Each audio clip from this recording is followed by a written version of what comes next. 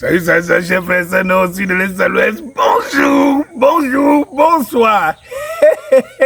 Incroyable scène qui résume un basculement en cours en Afrique. Au Niger, les Russes chassent les Américains et s'installent sur les bases militaires qu'ils occupaient. Alors vous l'avez dit David, les Américains s'apprêtent à quitter le Niger car la junte a dénoncé l'accord de coopération militaire passé avec Washington et donc ces soldats sont sur le départ. Ils vont bientôt, d'ici quelques jours, d'ici quelques semaines, quitter la base aérienne 101. Alors là aussi, on va zoomer un petit peu sur l'endroit où se trouve cette base.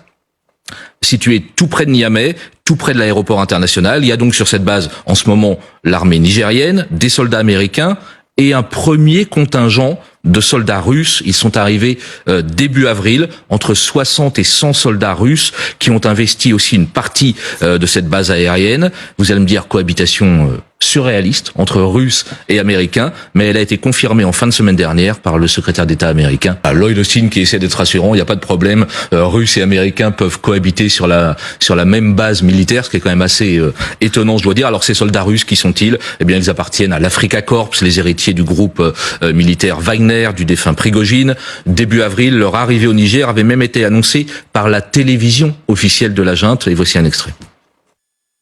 En moins d'un mois, la Russie a affrété 3 vols cargo pour acheminer des divers matériels militaires, dont un système de défense anti-aérien, accompagné de plusieurs instructeurs de l'armée russe à Niamey.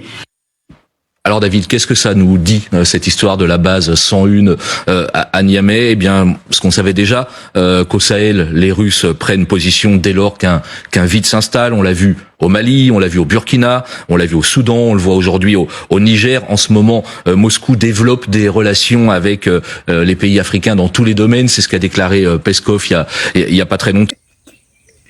Le Niger est en train de nous donner une belle leçon, ce qu'on appelle une belle leçon de dignité que le Niger est en train de donner. Les Russes, les soldats russes, l'armée russe est en train de marcher sur l'armée américaine au Niger. Qui l'aurait cru? C'est en Afrique.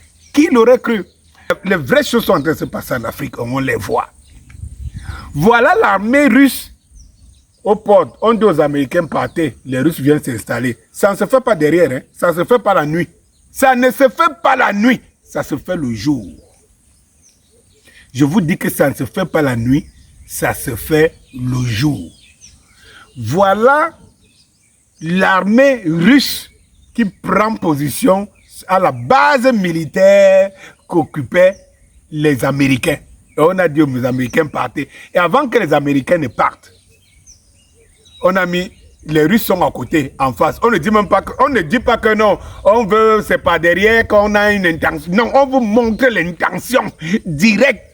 On vous dit que vous ne pouvez pas. Ouais, le Niger, qui l'eût cru? Mes chers frères et sœurs nord-sud, l'est à l'ouest, l'Afrique est en train de se réveiller. Et ailleurs, pendant que dans des pays comme au Cameroun et tout, les gens sont encore dans des affaires de personnes et tout, l'Afrique que nous voulons est en train de se réveiller quelque part, au Liptako Gourma.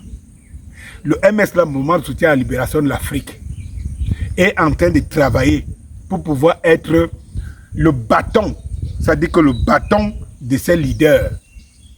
Quand ils veulent frapper, ils frappent à travers le MS, le mouvement de libération, de soutien et de libération de l'Afrique.